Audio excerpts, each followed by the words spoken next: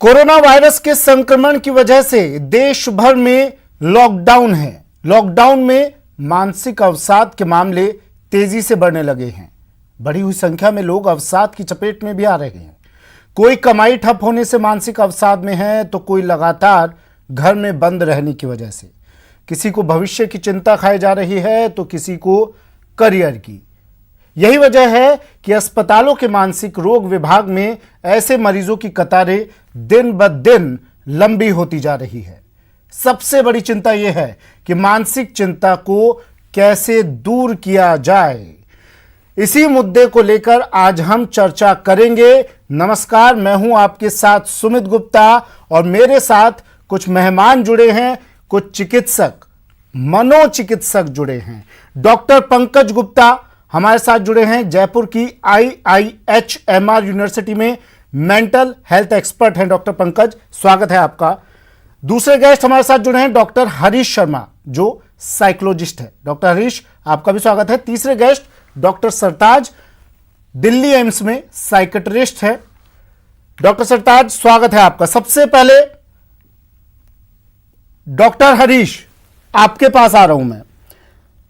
Lockdown हुआ, lockdown के बाद लोग टेंशन में हैं, चिंता में हैं, घर में अकेले बैठे हैं, करें तो करें क्या, और अपने टेंशन को मिटाने के लिए वो कुछ दूसरे लोगों को भी खतरे में डाल रहे हैं, घर से बाहर निकल जा रहे हैं वो।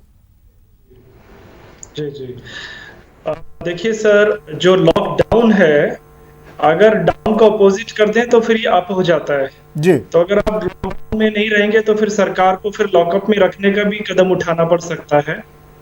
तो अभी मैं टेंशन और डिप्रेशन की सीधी सीधी बात करूंगा कि जब हम वर्तमान में अपना भविष्य देखते हैं और हम केवल और केवल अपनी कमजोरियों पर ध्यान रखते हैं, अपनी स्ट्रेंथ पर नहीं रखते, तब हमें डर, फियर, टेंशन, डिप्रेशन, एंजाइटी जैसी चीजें होने लगती हैं। हमें लगता है कि भविष्य हमारा खराब होगा, हमें नौकरी से निकाल दिया जाएगा, हमारे धंधे बंद हो जाएंगे, हम कुछ काम नहीं कर पाएंगे। ये जो फ्यूचर को हम वर्तमान में सोचते हैं, ये हमारे दिमाग में भय का वातावरण पैदा कर देता है, जबकि वस्तुतः ऐसा कुछ होता नहीं है। हाँ, आप फ्यूचर की प्लानिंग कीजिए, अपनी ताकतों को पहचानिए, अपनी शक्तियों को पहचानिए और आप देखिए कि आप अपनी ताकत और अपनी कॉन्फिडेंस के दम पर जब इतनी तरक्की संसार में कर चुके हैं, तो ये कोरोना वायरस आपका भविष्य बिल्कुल भी बर्बाद नहीं करेगा। प्रिकॉशंस लेने की जरूरत है, सावधानी पूर्वक भविष्य की योजनाओं को फिर से बनाने की आवश्यकता है, तो डर नहीं लगेगा। अब खाली बैठे बैठे इंसान पास्ट में भी चला जाता है, तो जो गिल्ट होती है, जो मिस्टेक्स होती हैं, मिस्टेक क्या होगी? जैसे कुछ पैसे नहीं बचाए, जो सेविंग्स करने के तरीके थे उन पे ध्यान नहीं दिया, वो गलतियां थी। उनको देखकर I am feeling bad in present, तो वर्तमान में भी बुरा महसूस कर रहा हूँ। तो लॉकडाउन में लोग ज्यादातर क्या करते हैं, या तो पास्ट में चले जाते हैं और उसकी जो भी हमारी गिल्ट है उसको वर्तमान में सोचने लगते हैं। और वर्तमान क्या है? आज, दोपहर को, सुबह, शाम। अच्छा, करना क्या है इसके लॉकडाउन में? जो लोग घर में बैठे हैं ताकि वो डिप्रेशन में ना आए, उन लोगों को घर में अकेले अगर जो बैठे हैं उन्हें करना क्या है, ये मैं आपसे पूछूंगा। पहले डॉक्टर पंकज, मैं आपके पास आ रहा हूं। डॉक्टर पंकज, अभी हमने एक खबर दिखाई, एक डॉक्टर राममूर्ति हैं सवाई मानसिंह अस्पताल में, वो अपनी मां के अंतिम संस्कार में नहीं जा पाते हैं।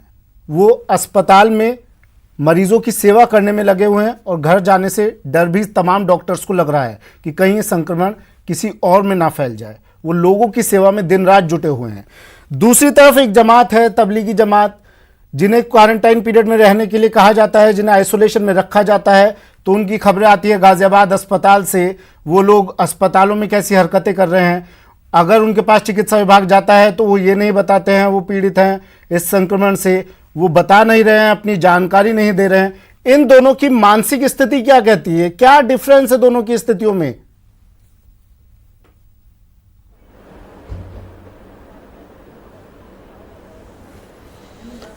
देखिए, इस विषय में मैं इतना ही कह सकता हूं कि जो हमारे डॉक्टर और हेल्थ कर्मी जो हमारे लोग हैं और जिस तरीके से वो लोग एक जुट करके सेवा कर रहे हैं, ये एक बहुत ही प्रशंसनीय कार्य है।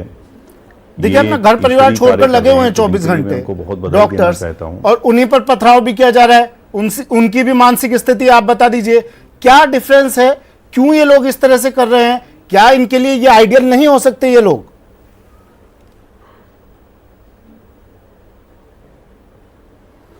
देखिए, इसमें केवल एक ही बात यह है कि हर आदमी चीजों को अपने अपने नजरिए से देखता है, तो दूसरा व्यक्ति उसमें क्या कर रहा है क्या नहीं कर रहा है उसके ऊपर न जाने के बजाय हमें केवल जो हमारी अच्छाई है, जो हमारे हेल्थ कर्मी लगे हुए हैं, वो लोग अपने मोटिवेशन को कैसे मजबूती से रखें, और एक भाव होता है कि सेवा का जो भाव होता है उसको आगे बढ़ाते हुए क्या कार्य वो कर सकते हैं, उनको हम लोग कैसे चीयर अप रख सकते हैं, उनके लिए हम क्या कार्य कर सकते हैं, ये सोचना बड़ा आवश्यक है। और उसी टाइम में जो हमारे और लोग जो जमात के लोग हैं उनसे भी मैं अपील करता हूं कि वो लोग भी स्थिति को समझते हुए कोऑपरेट करें, और को भी जो इस तरह का कार्य है जो सुनने में आ रहा है कि हेल्थ कर्मियों के साथ दुर्व्यवहार है, उस तरह की चीज़ों को वो ना करें।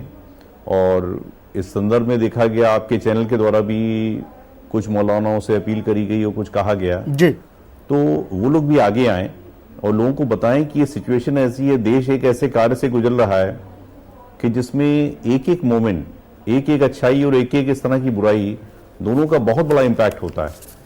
तो मेरा तो इनिशियल कहना यही है, और बाकी मैं आपको फिर और बताऊंगा, क्योंकि एक इशू ये भी होता है कि जैसे सबसे बड़ी जो चुनौती है उसको एक सबसे बड़ी अपॉर्चुनिटी के रूप में भी कन्वर्ट किया जा सकता है जी। तो सवाल ये है कि उसको हम कैसे देखते हैं, उसको हम कैसे आगे बढ़ाते हैं। ठीक है, ठीक है डॉक्टर सरताज, देखिए एक ये आंकड़ा है मेरे पास, इंडियन साइकियाट्री सोसाइटी ने सर्वे किया था, इसमें यह सामने आया कि मनोरोगों का सामना करने वाले मरीजों की संख्या में करीब 15 से 20% का इजाफा हुआ है, और ये इजाफा लॉकडाउन के पहले हफ्ते में दिखाई दिया है। बिल्कुल बिल्कुल बिल्कुल। इसके लिए मैं आपका एक तरफ देना चाहूंगा कि सबसे पहली चीज है स्ट्रेस, तनाव जिसको हम कहते हैं। तनाव को इंसान दो तरीके से ले सकता है, यू स्ट्रेस और डिस्ट्रेस। तनाव तो होगा, बहुत सी सिचुएशन हो सकती है जिसमें इंसान को तनाव हो सकता है। ये कोरोना की स्थिति भी एक ऐसी है, तनावपूर्ण स्थिति है। इसमें लोगों के डिपेंड करता है कि उनके कोग्निटिव जो डिफेंस है उनके पास, जिसको कोग्निटिव स्किल्स कहते हैं हम लोग, मतलब तनाव से लड़ने की जो क्षमता है वो हर एक इंसान के बराबर नहीं हो सकती है। कुछ लोगों की होती है, तनाव से ज्यादा होती है, तो वो एक अच्छी बात कहलाई जाती है कि इसकी कोग्निटिव स्किल्स अच्छी है। जो तनाव से नहीं लड़ पाते, मतलब उनकी कोग्निटिव स्किल्स जो है तनाव से लड़ने के लिए कम है। जब तनाव से लड़ने की जो स्किल्स है कम होती है तो उस डिस्ट्रेस में चला जाता है इंसान। तो जब इंसान डिस्ट्रेस में जाता है तो उसको ज्यादा प्रॉब्लम होती है, उसको एक्यूट स्ट्रेस कह सकते हैं या एक्यूट स्ट्रेस कह सकते हैं। को सहायता की जरूरत पड़ सकती है, जिसमें दोनों तरीके की सहायताएं हो सकती है, कि जैसे कि साइकोलॉजिकल इंटरवेंशन भी हो सकता है, जो कि ऑनलाइन भी आजकल जो हम कर रहे हैं। पिछले एक मुहिम चला रखी है हम लोगों ने कि आजकल पिछले काफी, जब से कोरोना जो लॉकडाउन हुआ है तब से हम लोग ऑनलाइन कंसल्टेशन दे रहे हैं। और ये लाजमी है कि इस ऐसी स्थिति में जो कि ये थोड़ा सा जो स्ट्रेस, जो एक स्ट्रेसफुल जो इवेंट है, ये जो कि एक कलेक्टिव स्ट्रेस है, मतलब कि इसमें किसी एक इंसान को नहीं है, ये पूरे के पूरे ग्रुप को, एक समुदाय को और पूरे देश को घेर के रखी है। तो ऐसे में लाजमी है कि जो संख्या है वो भी ज्यादा आएंगी। ऐसे में अपने को ये पहचानना है कि ये मात्र किसी के अंदर स्ट्रेस है या एक वो डिप्रेशन के एक डायग्नोसिस तक पहुंच पा रही, जो कि एक क्लिनिकल डायग्नोसिस है डिप्रेशन का। तो उसमें ये समझना जरूरी है कि मात्र तनावग्रस्त होना और डिप्रेशन होना, दोनों में अंतर है। डिप्रेशन के एक क्लिनिकल, एक सिंड्रोमल डायग्नोसिस है, जिसमें कुछ कई सारे लक्षण जब एक साथ प्रेजेंट होते हैं तब हम उसको बोल सकते हैं क्या है डिप्रेशन है, जिसमें कि अपने को सहायता की जरूरत है, और मतलब एक साइकियाट्रिस्ट की हेल्प की जरूरत है। जिसमें हेल्प में आजकल जो मेजरली जो हेल्प मिल पा रही है वो है साइकोलॉजिकल हेल्प, जो कि काउंसलिंग के द्वारा हम लोग प्रोवाइड कर रहे हैं। अगर जहाँ पे मेडिसिन की हेल्प मिलती है तो भी हम कोशिश कर रहे हैं कि लोगों को एक लोकल साइकियाट्रिस्ट के पास लेकिन साइकियाट्रिस्ट के जाने से पहले तो लोग घरेलू नुस्खा अपनाने लगते हैं। अब अगर किसी को मानसिक स्थिति किसी की ऐसी हो रही है, कोई घर पर अकेला बैठा है, तो वो मोबाइल में लग जाता है, वो इंटरनेट पर लग जाता है, फिर वहां से घरेलू नुस्खे देखता है, फॉरवर्ड करता है, जो खबरें आ रही हैं कोरोना को लेकर उसकी सत्यता जाने बिना उन्हें आगे फॉरवर्ड करने लगता है और उससे घबराने लगता है। मैं इस बारे में एक बात बताना चाहूंगा। यहाँ पे बात हो रही है सोशल डिस्टेंसिंग की। तो मेरा ऐसा मानना है कि जो WHO ने भी क्लैरिफाई किया कि ये सोशल डिस्टेंसिंग नहीं रखना है, फिजिकल डिस्टेंसिंग मेंटेन करना है, सोशल डिस्टेंसिंग की बजाय सोशल कलेक्टिवनेस दिखानी है, सोशल कनेक्टिविटी बढ़ानी है। तो सोशल कनेक्टिविटी बढ़ाने के लिए आप अपने जो यारे प्यारे हैं, जो मिलने जुलने वाले हैं, आसपास के पड़ोसी हैं, आपके रिश्तेदार हैं, सबसे कनेक्ट रहना है, जिसमें कि फोन भी हो सकता है, व्हाट्सएप भी हो सकता है, वीडियो कॉल भी हो सकता है, स्काइप भी हो सकता है, और भी ढेर सारे तरीके हैं।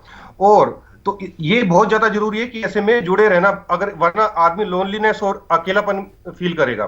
तो ऐसा कहीं भी नहीं लिखा है कि लोगों से मिलना जुलना मतलब में कोई मनाही है। और अच्छा, दूसरी चीज, जी, ये जी। जो व्हाट्सएप की जो बात करें, अफवाहों की बात करें, अफवाहों से बजाय फैक्ट के ऊपर इंसान को जाना है।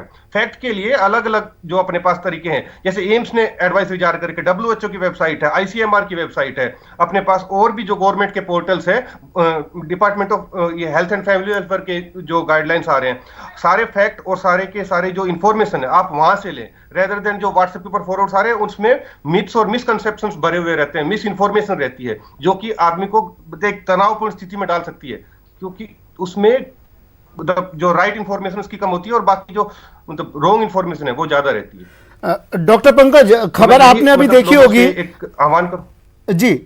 डॉक्टर सरताज, मैं फिर से आपके पास लौट रहा हूं। डॉक्टर पंकज, खबर आपने अभी देखी होगी, अलवर का ये मामला था जहां नकली सैनिटाइजर बांटे जा रहे हैं, नकली सैनिटाइजर की सप्लाई की जा रही है, एक बड़ा घोटाला आया है सामने। और इन दिनों आप सुन भी रहे होंगे, मैं इनकी भी मानसिक स्थिति आपसे जानना चाह रहा हूं, इसलिए क्योंकि एक तरफ लोग जहां मदद कर रहे हैं, सड़कों पर आ रहे हैं, गरीबों की, जरूरतमंदों की मदद के लिए हाथ आगे बढ़ रहे हैं, दूसरी तरफ ये किस तरह की मानसिक स्थिति है कि लोग ब्लैक में मास्क बेच रहे हैं, सैनिटाइजर बेच रहे हैं, और अब नकली सैनिटाइजर की भी सप्लाई कर रहे हैं। क्या ये कोरोना भी एक कमाई का जरिया हो गया लोगों का? किस तरह की मानसिक स्थिति है?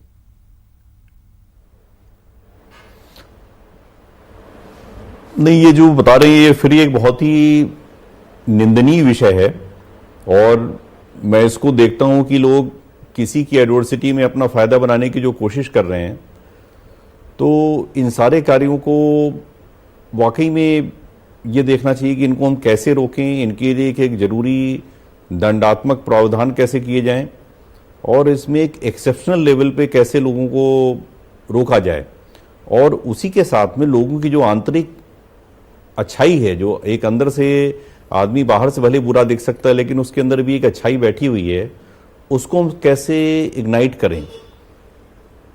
तो इन सारी बातों का बहुत ज़्यादा महत्व है। तो इसमें जो हमारी पॉजिटिव चीज़ें हैं कि लोग क्या कर रहे हैं, कैसे भूखों को खाना खिला रहे हैं, कैसे इकट्ठा होकर के एक दूसरे की हेल्प कर रहे हैं, तो आपका जैसा जो इतना बढ़िया चैनल है उसके माध्यम से अगर हम और इस तरह की पॉजिटिव चीज़ों को दिखाएं तो लोगों को लगेगा चलो ठीक है, the whole world is good. इसमें दो चार एक्सेप्शन भी होते हैं, तो बुराई कोई जो कर रहा है उसको तो हमारे हाथ में नहीं है, लेकिन एक जो अच्छाई करके और अच्छाई चीज़ों को आगे प्रमोट करके हम उसको काफ़ी आगे उसको बढ़ा सकते हैं जी। और ये एक सिक मेंटेलिटी होती है, जैसे हमारे मेंटल डिसऑर्डर्स होते हैं, तो उसके विषय में डिटेल चर्चा नहीं हो पाएगी अभी, लेकिन ये एक बीमारी, मानसिक बीमारी होती है एक्चुअली। ठीक है, ठीक है। डॉक्टर हरीश, मुझे बताइए, जो लोग आइसोलेशन में हैं उनमें से कुछ लोग आइसोलेशन से भाग भी रहे हैं, कुछ लोग डॉक्टर्स को परेशान भी कर रहे हैं, क्या इनकी भी काउंसलिंग होनी ज़रूरी है? और इनके साथ साथ क्या आम लोगों की भी काउंसलिंग की ज़रूरत है इस वक्त पर? लेवल जितना कम होता है किसी भी समस्या से निपटने के लिए, वो उतनी ही जल्दी उस मैदान को छोड़कर भागने की कोशिश करता है। अब ये लॉकडाउन का पीरियड एक पेशेंस का विषय है, जिसमें ये कहा गया है कि धीरज रखिए और से इसमें सबको कोऑपरेट कीजिए। अब जो लोग कभी भी टिककर नहीं बैठते थे, तो अगर मैं उसको साइकोलॉजिकल पॉइंट ऑफ व्यू से देखूं तो उनकी जो थॉट प्रोसेसिंग यूनिट है, वो मैसेज यूनिट हमेशा ओवरलोडेड रहती है इंफॉर्मेशन के साथ। उनको एक एक सेकंड में नए नए ख्याल आते रहते हैं, शरीर से बैठना नहीं चाहते, क्योंकि उन्होंने ज्यादातर अपनी लाइफ में कोई गोल सेट नहीं किया, तो उनको लगता है कि अब रोड पे घूम के कुछ नया नजारा मिल जाए, यानी कि उनका जो दिमाग हमेशा कुछ ना कुछ एक नई क्यूरियोसिटी को देखने के लिए बेचैन है।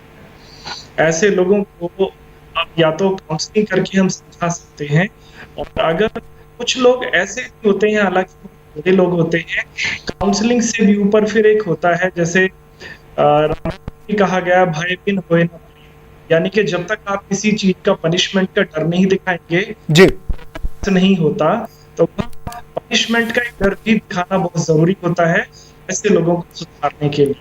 तो पुलिस डिपार्टमेंट जो अपना काम करता है, चाहे वो उनको प्यार से समझाए या कई बार थोड़ा-सा डाँट डपट के समझाए, तो वो भी इस ऐसे लोगों को कंट्रोल करने में बहुत बड़ा योगदान देते हैं। रही बात डॉक्टर्स की, चलिए। डॉक्टर्स जी सर। चलिए, डॉक्टर सरताज, कुछ लोगों को ये लग रहा है कि आइसोलेशन के बारे में आपसे जानना चाह रहा हूँ, क्योंकि कुछ लोग अब भी कोरोना इतना वक्त हो गया है, इतने संक्रमण यहाँ पर संक्रमित मरीज इसके मिल चुके हैं, सरकार बार बार गाइडलाइन जारी कर रही है, लोगों को चेतावनी दे रही है, लोगों से अपील कर रही है, प्रधानमंत्री नरेंद्र मोदी हाथ जोड़कर अपील कर चुके हैं, लेकिन लोगों को लग रहा है आइसोलेशन में रहना यानी काले पानी की सजा। क्या है ये आइसोलेशन? आइसोलेशन की मैं पहले दो शब्दों को क्लियर करना चाहूंगा, आइसोलेशन और क्वारंटाइन।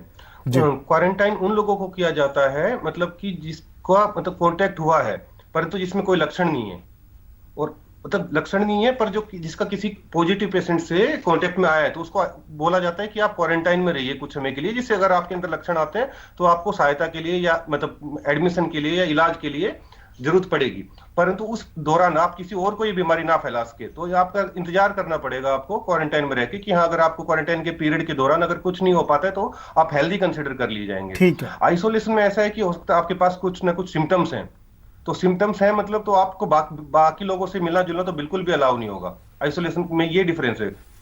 तो आइसोलेशन में लोगों को ये समझना चाहिए कि ये आप अपने मतलब फायदे के लिए नहीं, और ये आप अपने फायदे के लिए और समाज के फायदे के लिए कि भाई मैं किसी और को ना फैला सकूं, और ये भी सोचना है कि उसमें कोई भी हो सकता है, आपके आसपास वाले भी हो सकते हैं, आपके दोस्त भी हो सकते हैं, बाकी समाज भी हो सकता है। ऐसा बोला जाता है कि एक इंसान अगर पॉजिटिव है, अगर 14 दिन तक अगर इलाज लेने नहीं गया तो वो कम से कम नहीं तो 12 से 14,000 लोगों को ये बीमारी फैला सकता है 14 दिन के अंदर अंदर।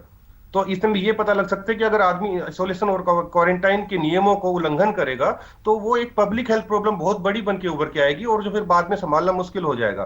तो आइसोलेशन में लोगों को मैं मतलब समझ सकता हूँ कि लोगों को ये लोनलीनेस और इन सब चीजों का अकेलेपन का ये एहसास होगा, वहां पे लगेगा कि ये मेरा होमली एनवायरनमेंट नहीं है, मैं जेल में बंद हो गया हूँ। पर उसके अलावा दूसरा भी तरीके से भी सोचा जा सकता है, मेरे को ऐसा लग रहा है लोगों को ये सोचना चाहिए कि मैं अपने आप को सेफ रख पा रहा हूँ और बाकी लोगों को सेफ रख पा रहा हूँ, और मेरे पास जो सुविधाएं हैं मूलभूत सुविधाएं मिलेंगी बस, मेरे को अभी कुछ समय अपनी एक्सपेक्टेशंस को कट डाउन करना है अपने लिए और बाकी समाज के फायदे के लिए, और अपने ये भी सोचना है कि मेरे पास जो चीज अवेलेबिलिटी है उसी में मेरे को काम चलाना है, रेदर देन ये सोचना है कि मेरे पास ये नहीं है और वो नहीं है, जो कि कुछ समय का पीरियड है जिसको अगर निकाल लेंगे तो बाकी सबके लिए फायदा होगा। और उन लोगों को अवेयर करना मेरे को लगता है कि वो बहुत ज्यादा जरूरी है। ऐसा हो सकता है कि लोगों को आइसोलेट और अच्छा, आपको लगता है कि इस बीमारी से ज्यादा बीमारी का खौफ लोगों का मानसिक तनाव का बड़ा कारण है? बिल्कुल बिल्कुल बिल्कुल संभव है। अब मैं जैसा अभी उदाहरण दे रहा था कि अगर आप किसी को भी, आपको या मेरे को भी अगर आइसोलेट कर देंगे बिना बताएं, जिसके कि पता नहीं उसके फायदे क्या और नुकसान क्या और मुझे क्या क्या सुविधाएं मिलेंगी, कितने समय तक रहना है, अगर ये पूरी इंफॉर्मेशन अवेयरनेस अगर रहेगी तो मेरे को लगता है बहुत से लोग आराम से इस दौर को गुजार पाएंगे। जिसमें क्वारंटाइन में तो होम क्वारंटाइन भी होता है, आइसोलेशन भी होता है, तो आराम से कुछ लोग जिनके पास ये स्किल्स हैं वो आराम से निकाल लेते हैं, पर स्किल्स अपने कुछ लोगों के पास होती है, कुछ लोगों को अवेयर करके डालनी होती है कि भाई कैसे इस पीरियड से जूझना है। अच्छा, डॉक्टर पंकज, आपके पास मैं आ रहा हूँ। देखिए, कुछ लोगों को इस वक्त पर अपनी कमाई की चिंता भी है, जो लाजमी सी बात हो जाती है। हर कोई कुछ मजदूर तबके के लोग हैं जिनके तो अब कमाई का जरिया बिल्कुल बंद हो चुका है। कुछ लोगों को भविष्य की चिंता इस वक्त सता रही होगी, करियर की चिंता सता रही होगी, और हमारी टैगलाइन भी इस प्रोग्राम की यही है, किस तरह से वो इन चिंताओं से बाहर आ सकते हैं, क्या रास्ते, क्या तरीके वो घर पर बैठे अपना सकते हैं?